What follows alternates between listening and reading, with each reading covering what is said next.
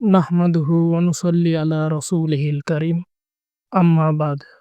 প্রিয় ভাই ও বোনেরা, আমরা সবাই আল্লাহর বান্দা। আমরা সবাই জানি ইবাদত করতে হয়।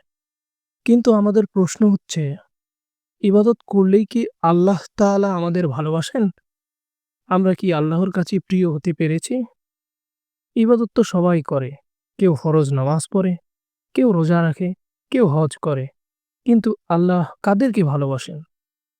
আল্লাহ তাআলা বলেছেন, আল্লাহর কাছে তোমাদের মধ্যে সবচেয়ে সম্মানিত হচ্ছে সেই ব্যক্তি যে সবচেয়ে বেশি তাকওয়াবান। তাকওয়া মানে কেবল ভয় নয়। তাকওয়া মানে সবচেয়ে বেশি সচেতনতা, সবচেয়ে বেশি আন্তরিকতা, সবচেয়ে বেশি শ্রদ্ধা এবং ভালোবাসা নিয়ে ইবাদত করা। আর ইবাদতে প্রিয় হওয়ার মূল মন্ত্র হলো ইবাদতের মান এবং ইখলাস। রাসূল সাল্লাল্লাহু আলাইহি ওয়াসাল্লাম বলেছেন, আল্লাহ কেবল সেই কাজ কবুল করেন যা খাঁটি, যা খাঁটি তার জন্য এবং সুন্নাত অনুযায়ী হয়। সুতরাং যদি তুমি আল্লাহর প্রিয় হতে চাও, তাহলে প্রথমেই তোমাকে ইবাদতের উদ্দেশ্যকে পরিশুদ্ধ করতে হবে। কেন তুমি নামাজ পড়ছো? কেন তুমি রোজা রাখছো? কেন তুমি কোরআন তিলাওয়াত করছো? যদি এর উত্তর হয় মানুষ দেখুক, আমি ভালো মুসলিম হিসেবে পরিচিত হতে চাই, তাহলে এই ইবাদতের কোনো ওজন নেই আল্লাহর দরবারে। ইবাদতকে প্রিয় করতে হলে তা হতে হবে এমন, যেটা তুমি করেছ শুধু তোমার রবকে খুশি করার জন্য, এমনকি কেউ না দেখলেও।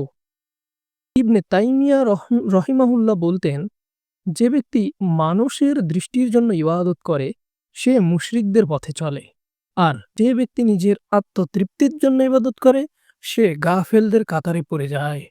শুধু সেই ব্যক্তি মুক্ত যে আল্লাহর জন্য ইবাদত করে শুধু আল্লাহর সন্তুষ্টি অর্জনের উদ্দেশ্যে। আরেকটি গুরুত্বপূর্ণ দিক হলো নফল ইবাদত। ফরজ ইবাদত করলে জান্নাতের পথ তৈরি হয়, কিন্তু নফল ইবাদতের মাধ্যমে বান্দা আল্লাহর এত কাছে চলে আসে যে আল্লাহ নিজেই তাকে ভালোবাসতে শুরু করেন। রাসূল সাল্লাল্লাহু আলাইহি ওয়াসাল্লাম বলেন, আমার বান্দা যখন নফল ইবাদতের মাধ্যমে আমার কাছে আসতে থাকে, তখন আমি তাকে ভালোবেসে ফেলি। আর যখন আমি তাকে ভালোবাসি, তখন তার শ্রবণ হয়ে যায়, যার দ্বারা সে শোনে। আমি তার দৃষ্টিশক্তি হয়ে যাই, যার দ্বারা সে দেখে। সুবহানাল্লাহ! কল্পনা করুন, আল্লাহ যদি আপনার শ্রবণ হয়ে যায়, আপনার দৃষ্টিতে হয়ে যায়, আপনার হাত হয়ে যায়, তাহলে আপনাকে আর কি হারাতে পারে? কিন্তু এই পর্যায়ে পৌঁছাতে হলে আপনার ইবাদতে থাকতে হবে একাগ্রতা, আন্তরিকতা, গভীরতা এবং ধৈর্য। ইবাদতে হৃদয় না থাকলে চোখে পানি না আসে, অন্তরে পানি নামে না। এটি ইবাদত খাঁটি নয়। হাসান আল বাসরি রহিমাহুল্লাহ বলতেন, তোমার নামাজ তখনই কবুল হবে যখন তা তোমাকে গুনাহ থেকে দূরে রাখবে, আর তোমার দোয়া তখনই কবুল হবে যখন তা আসে হৃদয়ের গভীর থেকে।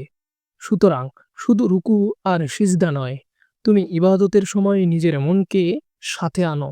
নামাজ পড়ো, কাঁদো, দোয়া করো। এই ইবাদতেই তোমাকে আল্লাহর কাছে প্রিয় করে তুলবে। কিন্তু এক জিনিস খুবই গুরুত্বপূর্ণ, গোনাহ ছেড়ে না দিলে ইবাদত ফল দেবে না। তুমি রাত্রে কেঁদে তওবা করলে আর দিনে হারাম কাজে ফিরে গেলে, তাহলে ইবাদতের মান নষ্ট হয়ে যাবে। তাই আল্লাহর কাছে প্রিয় হতে হলে ইবাদতের পাশাপাশি নিজেকে শুদ্ধ করে তোলা অনেক জরুরি। ইমাম ইবনে কাইয়িম রহিমাহুল্লাহ বলেন, তোমার নফস যদি পবিত্র না হয়, তবে ইবাদতের মধ্যে শান্তি আসবে না।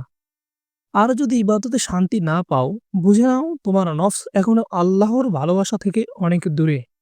সবচেয়ে বড় কথা হলো, তুমি যদি এক ফোঁটা ভালোবাসা দিয়ে ইবাদত করো, আল্লাহ তা পাহাড় সমান ওজন দিয়ে কবুল করে নিতে পারেন ইনশাআল্লাহ।